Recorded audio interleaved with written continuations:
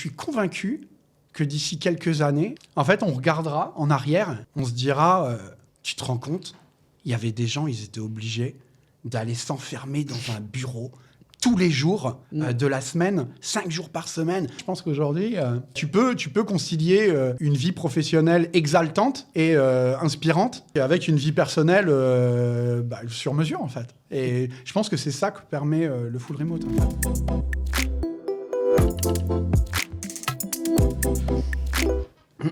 Oh, si tu étais une patate, comment souhaiterais-tu être cuisiné? Yes. C'est celle que je voulais. Alors, spontanément, je dirais écrasé avec de la truffe. Parce que j'aime bien la purée à la truffe. Ouais, les fêtes de Noël et tout. C'est ça. Je pense que ça me rappelle les fêtes de Noël. J'aime bien, c'est festif, c'est joyeux. Et c'est super bon en plus. Donc, voilà. Top. Merci. Cite le nom d'un film, d'une série ou d'un livre qui, selon toi, mériterait une suite. Je dirais mon film préféré, Mulholland Drive de David Lynch. Parce que c'est autour du terme du rêve, les rêves qu'on peut avoir de carrière, c'est dans un monde onirique. Et je pense que ça mériterait d'avoir une suite. Pour un nouveau rêve? Ouais, pour un nouveau rêve, peut-être pour expliquer la fin aussi, parce que c'est pas... voilà. David, je suis ravie d'échanger avec toi aujourd'hui. Donc toi, tu es le fondateur d'Assess First, une boîte de 115 collaborateurs qui a été créée en 2002. C'est ça. Et qui développe une solution SaaS B2B de recrutement prédictif. Ouais. Et vous avez fait le choix en 2020 de passer en full remote. Absolument. On va rentrer dans le vif du sujet. Et ce qui m'intéresse, c'est ta vision, toi, du travail à distance. Ouais, ok. Ma vision du travail à distance, si tu veux, pour moi, je suis convaincu que c'est le futur du travail. C'est-à-dire que pendant des années, des dizaines, voire des centaines d'années, on s'est dit que le travail, ça devait être dans une unité de lieu, une unité de temps. Et je comprends bien qu'à l'ère industrielle, ça fait sens, tu vois. C'est-à-dire que tu as un moment où, je sais pas, tu travailles sur une chaîne de montage, tout le monde doit être là au même moment, la chaîne, elle démarre, faut faire les trucs. Aujourd'hui, on a l'ère des services. En fait, ça fait plus sens. On a besoin de quoi? On a besoin d'un ordi, d'un téléphone, d'une connexion Internet. Et je me dis, en fait, c'est quand même incroyable, cette possibilité qui est offerte alors pas à tout le monde bien sûr, mais à beaucoup de personnes, potentiellement en tout cas, de se dire je suis plus obligé de caler ma vie personnelle sur ma vie professionnelle. Je suis pas obligé d'être à Paris ou d'habiter à 1 heure max de Paris parce que c'est là que sont les belles opportunités. Aujourd'hui, il y a des opportunités extraordinaires qui sont disponibles en full remote et c'est cool quoi. Quand on parle de ça avec d'autres personnes, il y a beaucoup de gens qui te disent ouais, mais on peut pas tout avoir, tu vois. Faut que tu choisisses. Soit tu fais une carrière de fou, donc en gros, tu te mets un peu dans un tunnel pendant 5 ans, 10 ans, 15 ans, et puis après, tu pourras profiter, mais tu vas trouver un travail intéressant, tu auras des opportunités d'évolution, tu vas avoir un beau salaire. Ou alors, tu vas vivre ta best life à Bali ou je sais pas où, tu vois, tu prends tes Buddha Balls, ta coconut water, tu vas faire du surf, mais en gros... tu vis... Mais tu laisses ta carrière de côté, quoi. Voilà, c'est ça, quoi. Et tu vis dans un van, et puis, dans 5 ans, 10 ans, ça va être compliqué pour toi, quoi. Et en fait, non, je pense qu'aujourd'hui, tu peux concilier une vie professionnelle exaltante et inspirante avec une vie personnelle sur mesure, en fait. Et je pense que c'est ça que permet le full remote, en fait. Et c'est ce que tu vis, toi ? Ah ouais, clairement, c'est ce que je vis moi et c'est ce que vivent aujourd'hui les 115 personnes qui sont... les 114 personnes qui sont dans la boîte. Ouais. Ok. Et chez Assess First, quelle est du coup la culture de télétravail que vous avez mis en place ? Tu as Radical Freedom, Extreme Responsibility, en fait. C'est-à-dire qu'on offre une liberté qui est la plus large possible. Alors bien sûr, il y a quand même des petites contraintes, c'est-à-dire que les gens peuvent s'organiser à peu près comme ils veulent, tu vois. On est très précis sur là où on attend les personnes, c'est-à-dire faire en sorte de définir des objectifs à la fois qui soient des objectifs d'entreprise, des objectifs d'équipe qui soient liés à ceux de l'entreprise, et ensuite des objectifs individuels qui soient liés à ceux de l'équipe, à ceux de la boîte. Mais à partir du moment où chacun sait ce sur quoi il ou elle est attendu, en fait, après, peu importe la manière dont tu fais ton job, tant que tu es au résultat, je vois pas de raison d'interférer dans la manière dont les gens font leur job. quand on parle de culture remote, c'est aussi la culture du management. C'est-à-dire, c'est quoi le modèle de management que tu souhaites promouvoir?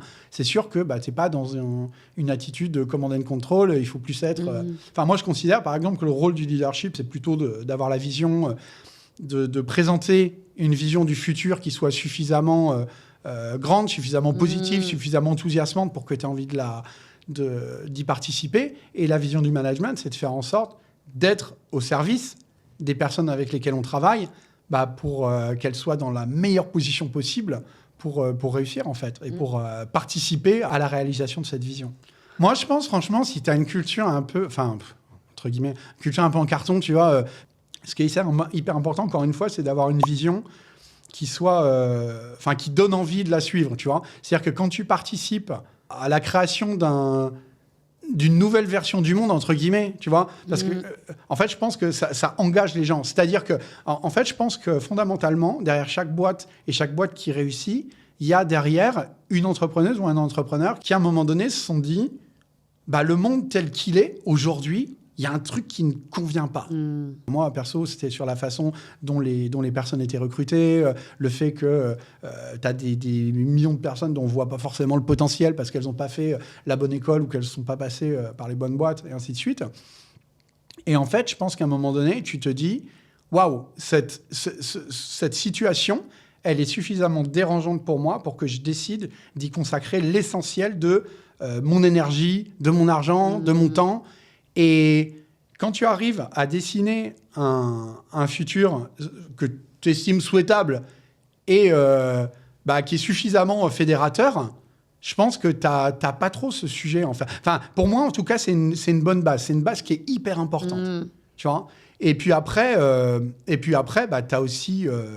tu as aussi des façons de pallier à ça, parce qu'après, on est tous humains, bien évidemment. Et c'est vrai que ça fait partie de la nature humaine, quand même, d'avoir envie d'avoir des contacts avec les autres, de se voir en vrai, de sentir l'énergie de l'un, de l'une, de l'autre. Et voilà, quoi. C'est aussi ce qui fait le charme des relations humaines. Et... après, c'est qu'une question d'organisation. C'est les rituels que tu vas mettre en place. Ça va être les moments de rencontres que tu peux avoir. Parce que c'est pareil, quand on dit remote, full remote, ça ne veut pas dire travailler tout seul, en fait. Tu vois ? Je pense que c'est la grande confusion des personnes qui ont connu le remote uniquement, par exemple, pendant la période Covid, et qui se sont dit, ouais, je me retrouve enfermé, ça se trouve, j'ai les gamins qui braillent, et ainsi de suite, je ne peux pas sortir, on peut voir personne.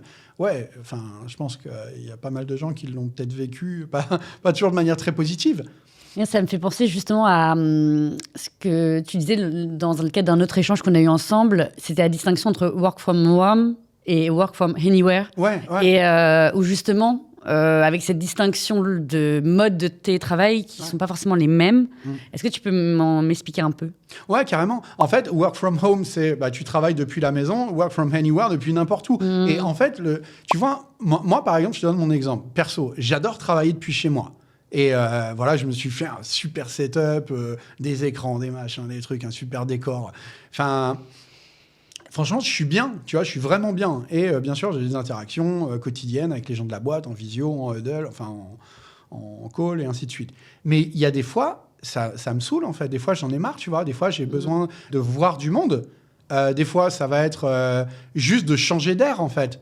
De me dire, tiens, va bosser dans un café, va bosser depuis un espace de cowork. Tiens, il y a peut-être une semaine, tu as envie de monter à Paris ou je sais pas où, d'aller voir des gens et puis de travailler un peu avec eux. Quand on parle de full remote, en tout cas chez Assessor, c'est vraiment le work from anywhere. C'est-à-dire, l'idée de te dire, tu as cette possibilité de ne plus être attaché à un point fixe. Et c'est pas parce que tu sors du bureau qu'on n'a plus de bureau que tu dois avoir une sorte d'assignation à résidence, tu vois, de te dire, voilà, t'as ton bracelet, ton machin, il faut plus que tu bouges. Non.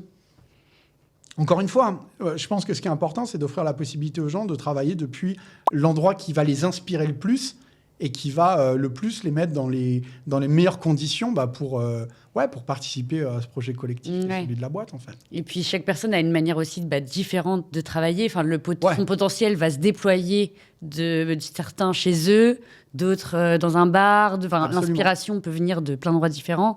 Et du coup, ce travail à distance permet à chacun de trouver, en fait, au final, son mode de travail idéal, quoi. Ouais, et tu vois, c'est très intéressant ce que tu dis. Quand tu dis, par exemple, même travailler depuis un bar, je pense qu'il y a des gens qui peuvent se dire « What ? Travailler depuis un bar, vraiment ?» Mais en fait, chez Assessor, on est spécialiste de toute la partie évaluation psychologique et autres. Et par exemple, c'est très clair que tu as des gens introvertis, extravertis et autres. Et par exemple, les gens qui sont extravertis, alors c'est pas qu'ils ont besoin, on se dit tout de suite, ouais, c'est des gens qui ont besoin d'aller voir les autres, et ainsi de suite. Mais en fait, ce qu'il faut bien comprendre, c'est que ce sont des gens qui ont un cerveau qui est câblé différemment de celui des introvertis. C'est-à-dire, c'est des personnes qui ont un cerveau qui est, ça peut paraître paradoxal, mais moins facilement excitable.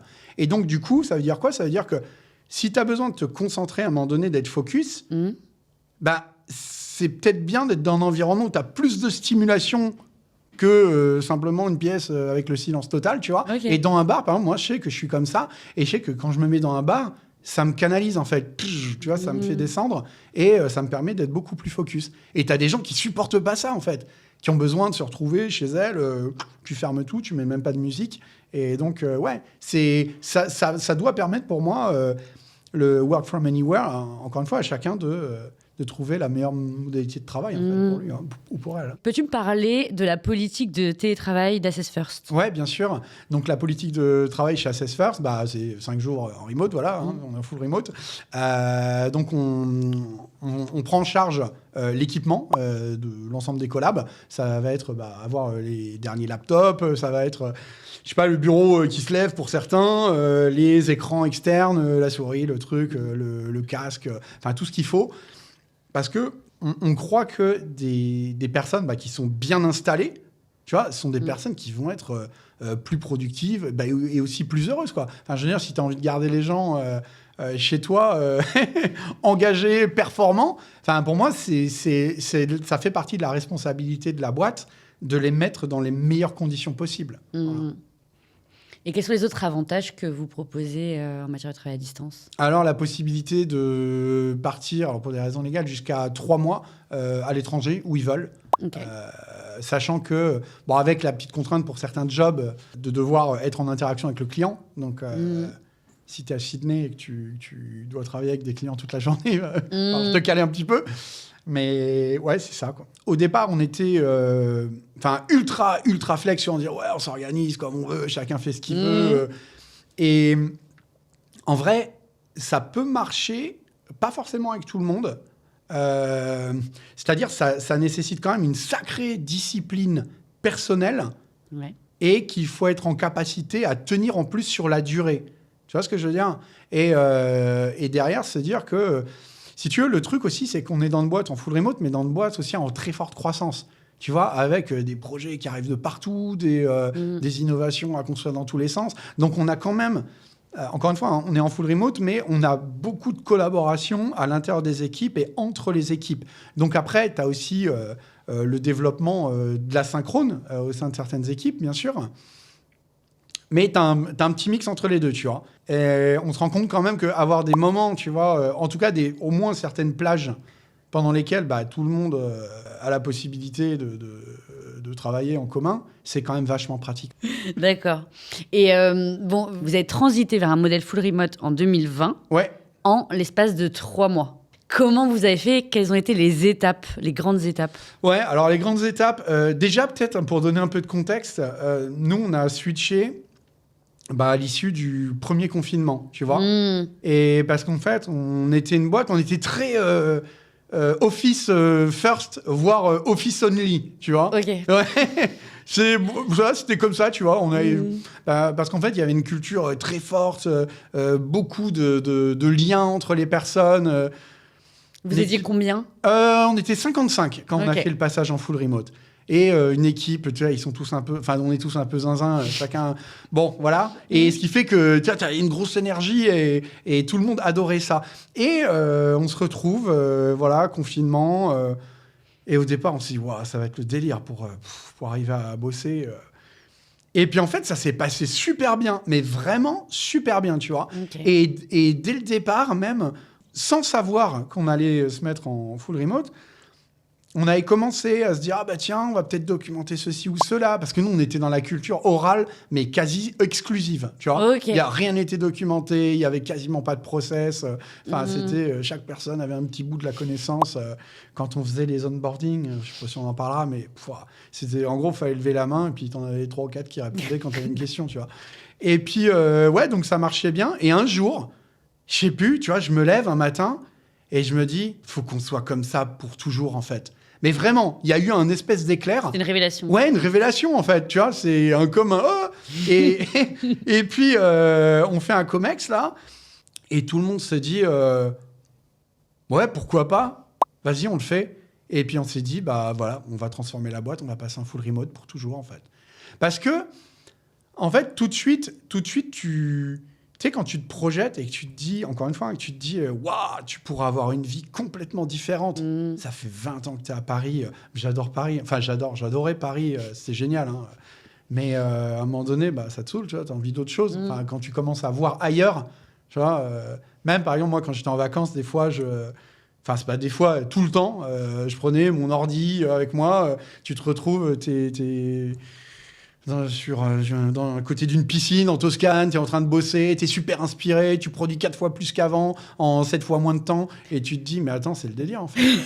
Et en fait, j'ai toujours eu ça un peu dans un coin de ma tête.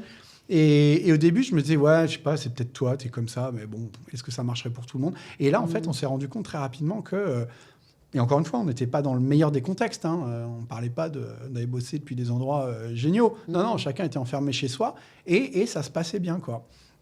Et donc, on s'est dit ça. Donc, on l'a annoncé aux équipes.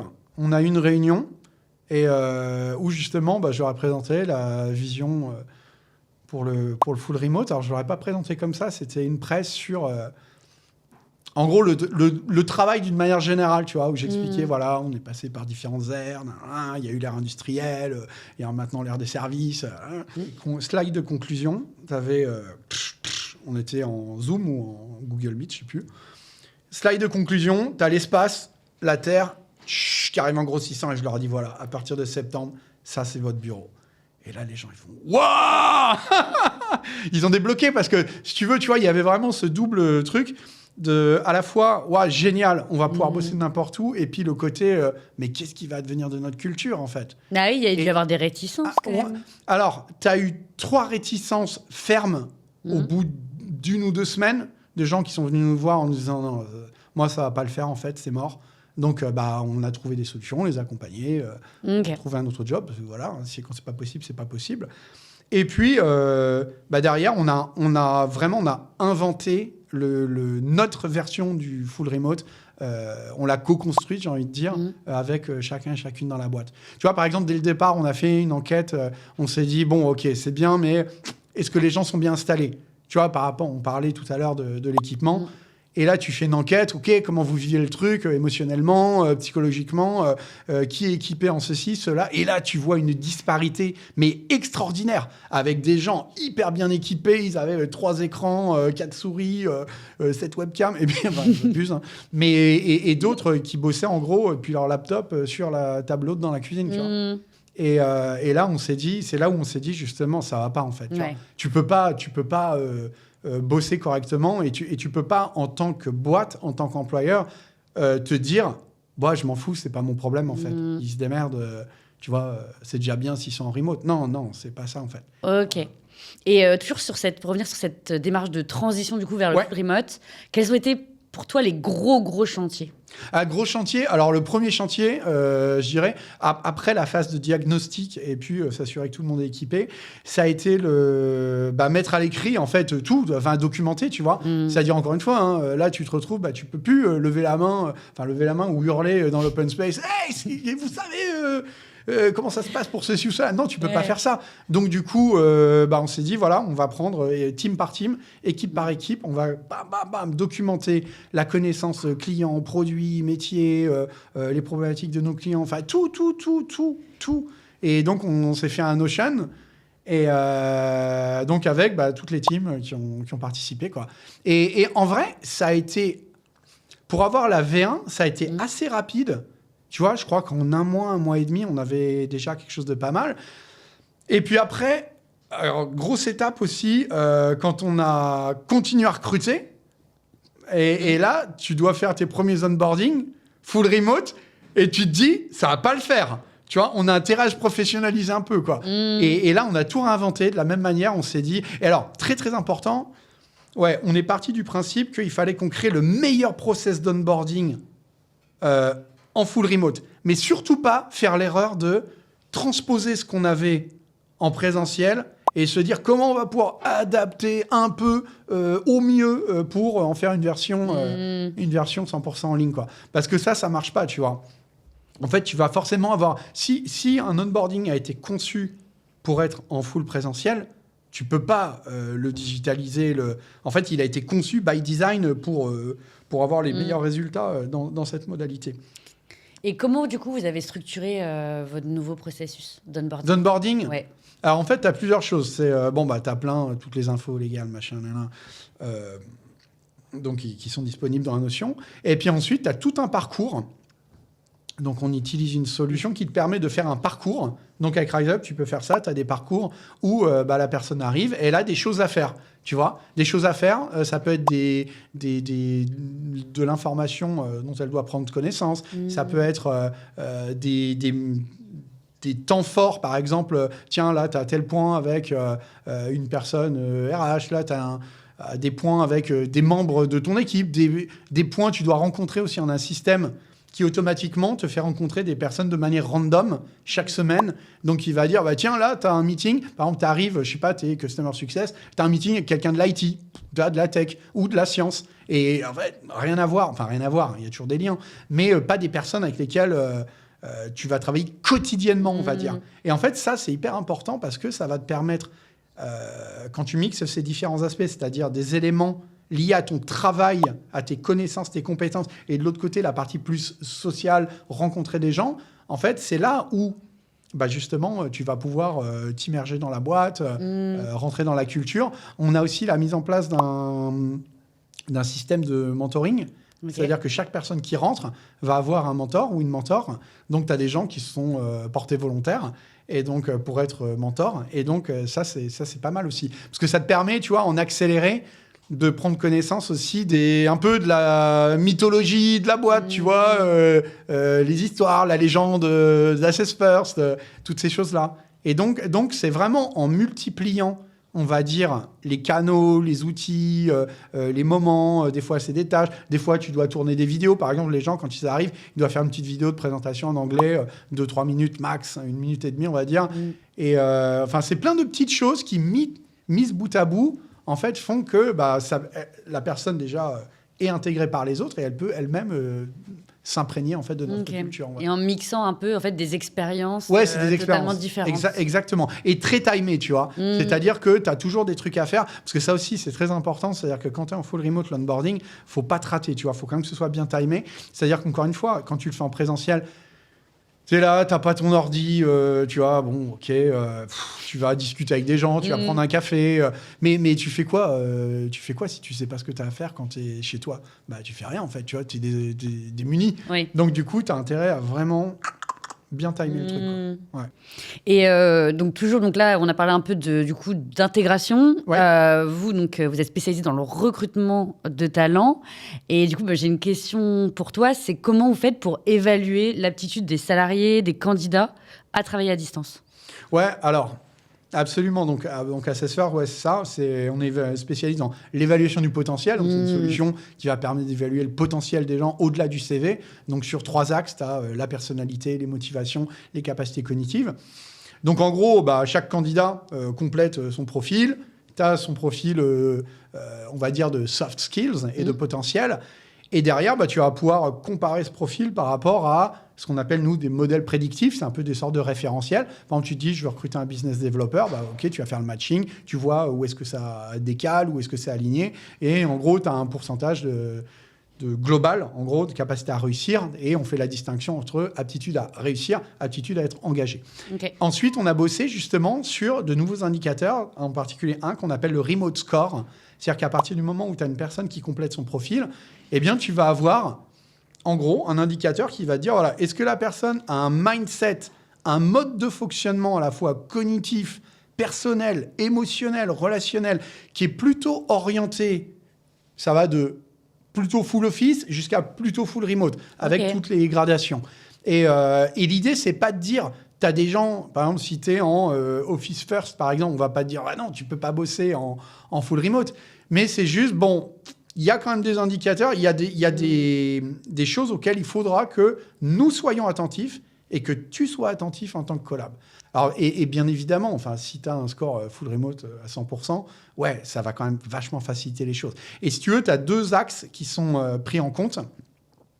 Tu as un axe vraiment travail, donc où on va prendre la capacité à faire preuve d'autonomie, une certaine indépendance d'esprit, la capacité à prendre des décisions, à prendre des initiatives aussi, qui est quand même très importante.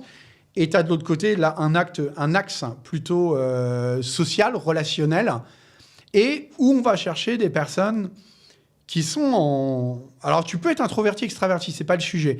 Mais en gros, des personnes qui ne sont pas dépendantes de la relation avec les autres. Tu vois, c'est-à-dire, parfois, on se dit, il y a des gens qui vont facilement vers les autres, c'est parce qu'ils ont besoin de la relation avec les autres. Non, c'est 2 choses différentes. Tu peux être très extraverti, mais supporter très facilement, voire apprécier d'être seul. C'est juste que lorsque tu en éprouves le besoin, lorsque la situation nécessite, bah, tu iras facilement vers les autres. Et donc, hyper important, ces 2 axes-là. Et, voilà. Non, c'est vrai qu'il y a souvent un biais, justement, où on dit, oui, les personnes qui sont extraverties, et le télétravail, c'est pas pour elles. Ouais, ça va pas aller, ouais. En fait, dans votre entreprise, il y a autant des extravertis que... Franchement, c'était une... Maintenant, la boîte a grossi, donc on a des profils aussi plus spécialisés, plus... Tu as des gens un peu plus calmes. Je te parlais de notre équipe de zinzin, là, quand on était à 55. Mais justement, on est parti d'une base. C'était quand même des gros extravertis, hein, tu vois.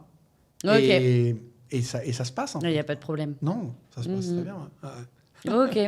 Et j'aimerais revenir sur un point aussi. Tout à l'heure, tu parlais un peu de communication orale, communication écrite. Est-ce que tu peux m'en dire plus ? Ouais. C'est marrant parce que, je te disais avant qu'on démarre, là, on revient d'un team building qu'on a fait avec les managers. Et on a eu cette conversation-là, justement, avec certaines personnes. Bah, tu communiques plus à l'écrit quand même, tu vois. Parce que tu as Slack. Et Slack, c'est vraiment notre outil privilégié. Après, tu as des sujets, tu vois, ou des situations spécifiques. Ou des personnes en particulier. C'est-à-dire que tu as des gens... Il y a un petit truc à régler. Des fois, ça arrive, c'est la vie d'une boîte. Des fois, tu as des petites tensions. Et des fois, quand tu sens qu'il y a une petite tension, il faut mieux, par exemple, faire un call ou faire une visio, tu vois. Parce que la capacité d'un malentendu à escalader sur Slack, elle est extraordinaire. Tu vois, si tu n'y prêtes pas garde. Mais après, ça mis à part, c'est important de... C'est important, en effet, d'adapter sa communication et aussi de s'adapter aussi par rapport au canal privilégié des uns et des autres. Tu vois, on a justement, pour chaque personne, il y a une fiche sur Notion quand elle arrive, où elle peut se présenter, et elle peut mettre ses canaux de communication privilégiés. Ah, ok. Tu vois, par exemple, est-ce que je suis plutôt Zoom, est-ce que je suis plutôt Slack La manière la plus simple de me contacter, c'est quoi ? C'est de m'envoyer un WhatsApp ou pas. Ou les mails, c'est pas mon truc. Mais sur WhatsApp ou sur Slack, en tout cas pour l'interne, c'est sûr que je vais réagir en 30 secondes. Quoi. Ok. Mais du coup, la culture, on va dire, qui prédomine, c'est plus une culture de l'oral ou une culture de l'écrit ? Alors, pour l'info, c'est quand même la culture de l'écrit, tu vois. C'est-à-dire, on fait en sorte de tout documenter. Parce que là aussi, quand tu es à distance, il peut aussi y avoir parfois des malentendus, tu vois. C'est-à-dire que tu n'es pas dans le même bureau à dire « Non, mais c'est pas ça que je voulais dire. » C'est « Ok, d'accord. » Donc, c'est pour ça que c'est hyper important de tout documenter, que chacun puisse avoir accès à la bonne information où au moment où il ou elle en a besoin. Donc, ça, c'est hyper important. Et puis après, tu as aussi des moments, quand même, entretenir de la convivialité, tu vois. C'est-à-dire que c'est aussi important d'avoir les réunions d'équipe toutes les semaines, voire 2 fois par semaine. Tu es en Zoom. Mais ta caméra, tu vois, il y a des gens qui vont dire « Ouais, mais moi, la caméra... Ouais, mais si, c'est important, en fait. C'est vrai qu'il y a ce débat. Tu vois. Et en vrai, tu vas pas arriver... Imagine-toi, tu es dans un bureau, tu vas pas arriver avec un masque ou un truc... tu vois. Encore, ce matin, je lisais un article sur le sujet qui disait est-ce qu'on doit mettre la caméra quand on est à distance ou pas ? Enfin, ça reste un sujet encore aujourd'hui. Ouais, c'est un sujet. C'est un sujet, mais tu sais, tu as quand même beaucoup de choses qui passent par les expressions faciales, et c'est la première chose qu'on offre aux autres aussi, notre visage, tu vois. Et donc, c'est... Ouais, perso, je pense que c'est important quand même. Et tu parlais justement donc, de la capacité, le fait de créer du lien. Il y a beaucoup d'entreprises justement qui rencontrent des difficultés à maintenir cette cohésion d'équipe, ce lien social à distance. Et c'est d'ailleurs l'un des motifs de retour en physique, au présentiel. Qu'est-ce que tu en penses ? En fait, je pense que vraiment, ça dépend, encore une fois, c'est la culture de management que tu as, tu vois, et c'est comment tu organises tout ça, en gros. Par exemple, chez SFR, tous les mois, on a ce qu'on appelle les all-hands meetings, c'est-à-dire, chaque mois, voilà, on va envoyer... donc le vendredi, on envoie tous les chiffres, tu vois, sur les accomplissements de chaque team, sur le mois écoulé. Les personnes ont la possibilité de poser toutes les questions qu'elles souhaitent, et puis le lundi matin... on répond à ces questions-là. Et puis, s'il y a d'autres questions qui viennent suite à la lecture des résultats ou peu importe, on en discute également. Et avoir ces moments où, en fait, il faut vraiment être hyper open, tu vois. Se dire, je suis là pour répondre et répondre de manière transparente. Ouais. Quand on leur parle, moi, je me dis toujours, je parle à quelqu'un, je parle à un être humain. Enfin, je veux dire, tiens, on va pas faire des réponses de politiciens ou je sais pas quoi, quand même s'ils posent des questions un peu qui pourraient... semblait des fois un peu te titiller, tu te dis, de toute façon, il se la pose la question, donc ça sert à rien que je fasse comme si elle n'existait pas, tu vois, que j'essaye de l'éluder. Et donc, je pense que quand tu as cette culture de la transparence, mais vraiment, transparent sur les chiffres, transparent quand ça va, transparent quand ça va moins bien sur certains sujets, non, en fait, ça crée de la confiance, tu vois. Et c'est aussi ça qui crée l'attachement. C'est-à-dire qu'à un moment donné, si tu tiens des discours... des discours un peu politiques ou je sais pas quoi, quand tu fais des réunions avec tout le monde, par exemple, les gens, ça les saoule. Tu dis, OK, d'accord, c'est quoi cette boîte dans laquelle je suis, quoi, tu vois. Et donc, tu as le lien qui se délite petit à petit. Mais si tu es authentique, et c'est vraiment... c'est ça, c'est le maître mot. C'est de l'authenticité à tous les niveaux dans la boîte, dans toutes tes interactions, normalement, il n'y a aucune raison que ça se passe pas, tu vois.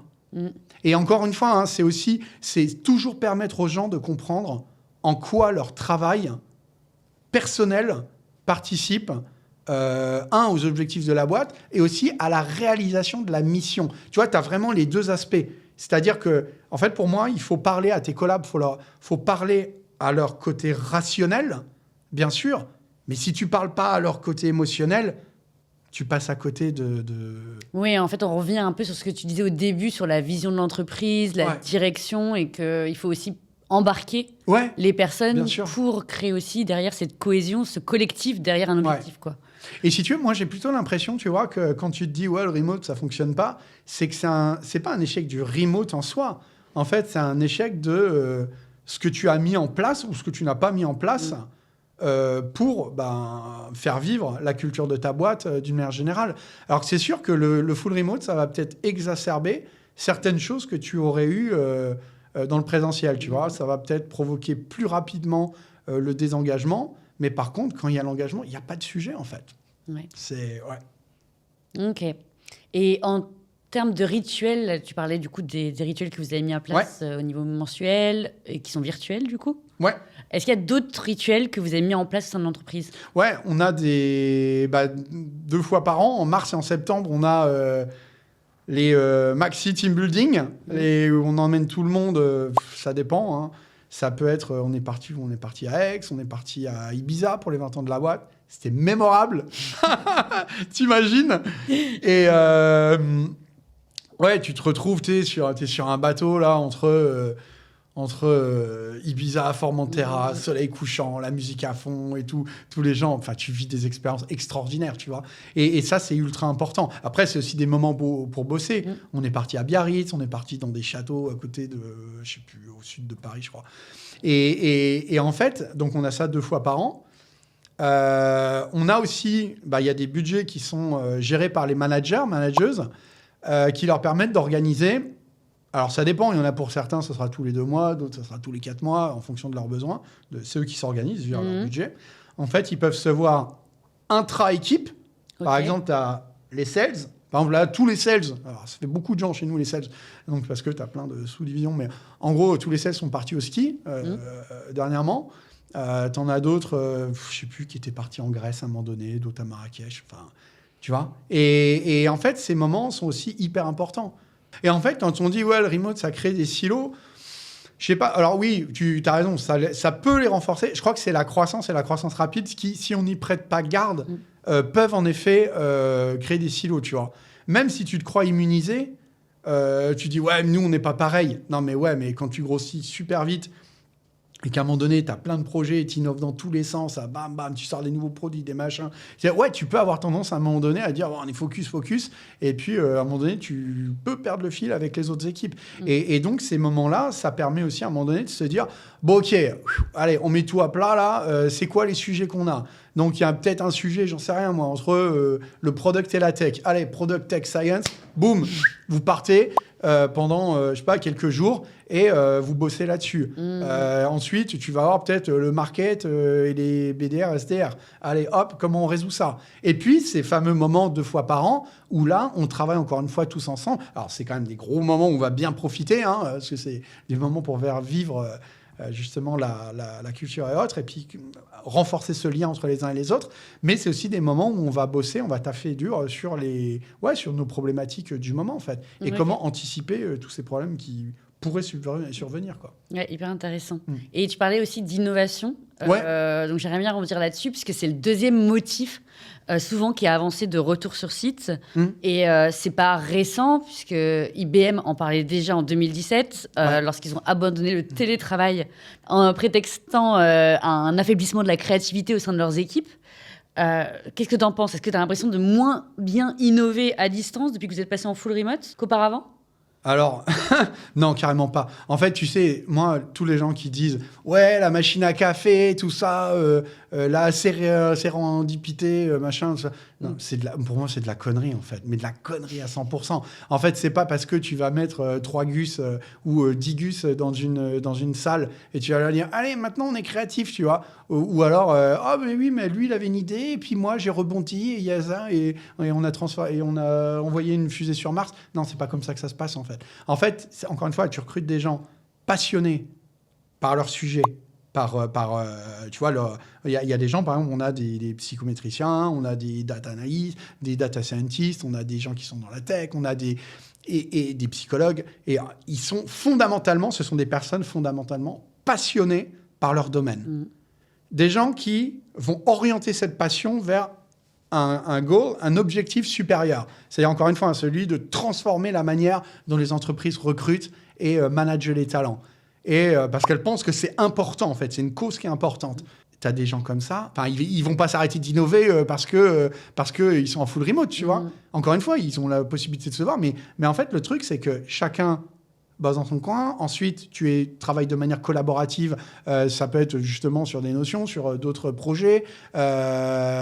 Et en fait, je vais te dire, c'est même le contraire. C'est-à-dire qu'on n'a jamais sorti autant de produits innovants que depuis qu'on est en full remote. Okay. Ça, c'est marrant. J'avais jamais pris le recul. Incroyable. Voilà. Et quelle est la démarche, du coup, d'innovation que vous avez mis en place ? En fait, je crois que c'est même pas formalisé, en fait. C'est-à-dire que tu as des gens qui ont des idées. Tu as une personne, généralement, qui va venir, qui va dire « Tiens, j'ai bossé là-dessus, là. » Et l'autre qui va dire « Ouais, intéressant. » Ensuite, ils se disent « Vas-y, on lance, je sais pas, un POC ou quoi. On essaye de... » Et puis, voilà, quoi, en fait, tu vois. Ça itère, ça bosse. Et puis... Mais c'est constant, en fait. Alors, ça peut être parce que quand on parle d'innovation, on pense souvent niveau produit, niveau tech et autres. Alors oui, eux, ils le font beaucoup, mais ça peut être aussi, par exemple, un BDR, un SDR, enfin un BDR, par exemple, un business developer, pardon, qui va se dire on pourrait attaquer telle cible, faire ceci, cela. J'ai trouvé une nouvelle manière de récupérer ceci, cela. On pourrait attaquer les clients des concurrents, par exemple. On l'a fait dernièrement.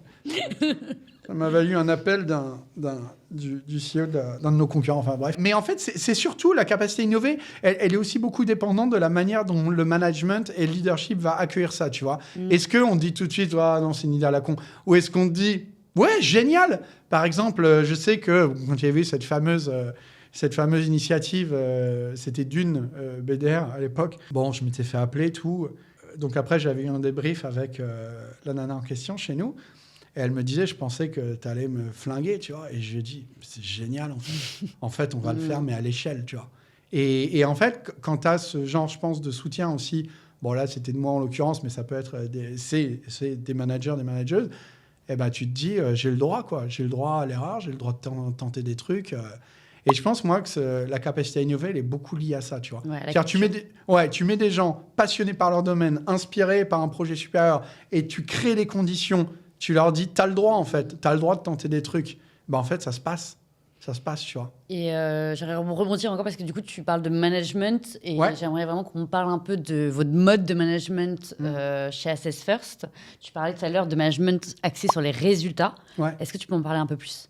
Alors, ouais, chacun a des objectifs qui lui sont fixés. Donc, encore une fois, hein, les managers sont là pour faire en sorte de faciliter le travail des uns et des autres. Ils ne sont pas là pour traquer au millimètre. Et on met à disposition des collabs aussi des outils qui vont leur permettre à la fois de savoir où ils en sont et aussi de s'auto-monitorer et de se... Comment dire ? Par exemple, on a une solution qui s'appelle Gemini pour les sales où ils ont la possibilité d'enregistrer leur call. Tu vois, tu es en Zoom, bah, tu as un truc, un Assess First là, qui arrive en plus, un petit carré. Et en fait, c'est le Gemini qui va enregistrer tout ce qui se passe. Et ensuite, Gemini va analyser les mots que tu as employés, ceux qui ont été employés par le client, comment tu as présenté la solution. Tu as la possibilité, toi, de dire, OK, là, je me suis vautré. Donc, tu fais une petite snippet, une petite capture, boum. Donc, tu peux l'enregistrer. Là, je pense que j'ai cartonné. Ou avec le manager, quand ils réécoutent, ils peuvent se dire... tu vois, et c'est un outil de coaching et en même temps qui est très participatif. C'est-à-dire que, imagine-toi, par exemple, t'es nouveau, t'es nouvelle, dans une boîte, t'arrives, tu te dis, bon, voilà, je suis sales. En plus, nous, on recrute beaucoup de profils qui n'ont pas d'expérience en sales, qui n'ont pas forcément d'expérience en sales, qui n'ont peut-être jamais bossé dans l'univers du SaaS, donc, et qui ne connaissent rien au RH. Okay. C'est un délire, tu vois, par rapport à notre business. Et donc là, ils ont la possibilité, on a l'onboarding pour les faire monter en compétences rapidement, et en plus, et avec le support des uns et des autres, et en plus, tu as la possibilité de t'inspirer des meilleurs, des personnes qui sont là depuis 5 ans, 6 ans, 7 ans, 8 ans, 9 ans, 10 ans parfois. Et donc, tu te dis, je peux absorber toute cette connaissance. Et donc, des objectifs hyper bien définis, des outils qui permettent de supporter la montée en compétences et l'auto-monitoring, on va dire. Et puis, tous les trimestres, on a des points, tu vois. Il y a des points trimestriels, en fait, qui sont faits entre le manager, la manager et ses équipes. Donc, qui permettent à chacun de savoir à la fois sur les résultats, Okay. Et à la fois sur l'attitude. C'est-à-dire, est-ce que tu as des comportements qui sont bien alignés par rapport à ce qui est préconisé chez AF, enfin, chez Assess First, tu vois. Ok, donc c'est un peu des indicateurs, mais plus culturels. Ouais, en fait, tu as les deux. Tu as les indicateurs culturels et la partie résultat. Parce que si tu atteins des résultats extraordinaires, mais tu te comportes comme un trou de cul, entre guillemets, en fait, ça ne va pas le faire chez nous, tu vois. On préfère se séparer d'une personne comme ça. Et de la même manière, si tu es super intégré à la boîte et qu'à un moment donné, 1 mois, 2 mois, 3 mois, 4 mois, 5 mois, à un moment donné, tu vois, c'est que quelque part, alors on part toujours du principe que voilà, nous, on s'assure de mettre tout ce qu'il faut en place pour que ça fonctionne. Après, ça arrive aussi des fois, tu vois, que des fois, ça le fait pas, voilà. Est-ce que vous êtes amené à contrôler le temps de travail de vos salariés ? Non, on n'a pas de contrôle de temps de travail. On n'a pas de contrôle de temps de travail, encore une fois. Tu as des objectifs, tu sais ce que tu as à faire. Si tu le fais en 7 heures, en 10 heures ou en 3 heures, on s'en fout, en fait. Tu vois, ce qui est important, encore une fois, c'est chacun a son propre rythme. Les objectifs, par exemple, pour un type de job, sont les mêmes à peu près pour tout le monde. Par exemple, si tu prends les sales, tu vois, chaque sales a les mêmes quotas et ainsi de suite. S'il y en a qui le font plus rapidement que d'autres, fine. Ça, c'est pas... J'ai une dernière question pour des entreprises qui souhaiteraient, comme vous, transiter vers un modèle full remote. Okay. Quels conseils tu pourrais leur donner ? Le premier que je donnerais déjà, c'est à la dirigeante ou au dirigeant, faire un petit check-up mental et de se dire, est-ce que moi, je suis vraiment prêt à faire ce qu'il faut ? C'est-à-dire, est-ce que je suis prêt à faire confiance aux gens avec lesquels je vais bosser ? Tu vois ? Est-ce que je suis prêt à lâcher du lest, en fait ? Parce que si tu as un control freak ou une control freak, vraiment, ça va pas le faire, tu vois. Faut que tu acceptes à un moment donné que ouais, les gens, ils sont chez eux, ouais, tu sais pas forcément ce qu'ils font. Et en revanche, en revanche, ouais, à un moment donné, si tu définis les objectifs et que tu les mesures correctement, tu sauras si ça le fait ou pas, quoi. Mais vraiment, pour que ça fonctionne, pour moi, c'est le point numéro un, c'est partir, c'est trust by default. C'est-à-dire, je choisis par défaut de faire confiance. Et j'accepte qu'il y a peut-être 1 ou 2% de gens dans la boîte qui, à un moment donné, peut-être vont abuser du truc, tu vois. Voilà, c'est pas grave. Mais je me dis toujours, tu vois, tu ne punis pas 98% des gens parce que 2%... Bien sûr. On cherche à... Voilà. Bon, en tout cas, on arrive à la fin de cet échange. Et pour clôturer cet échange, je te demanderais de piocher une dernière carte et d'y répondre. Si tu as été échoué sur une île déserte, quel objet tu aimerais emmener avec toi? Je pense que ça serait mon tapis de yoga, en fait. Parce que, ouais, ça me donne de l'équilibre, je suis bien quand je suis dessus. À la fois, ça me donne de l'énergie. C'est le lieu où tu peux... tu te retrouves, toi, tu vois. Donc, je pense que je prendrais mon tapis de yoga, ouais. Ok, top. En tout cas, merci pour tout. Merci pour cet échange qui était hyper riche. Et puis d'être là pour participer justement à cette démocratisation du travail à distance, à en parler et le rendre plus accessible au plus grand nombre. Merci à toi.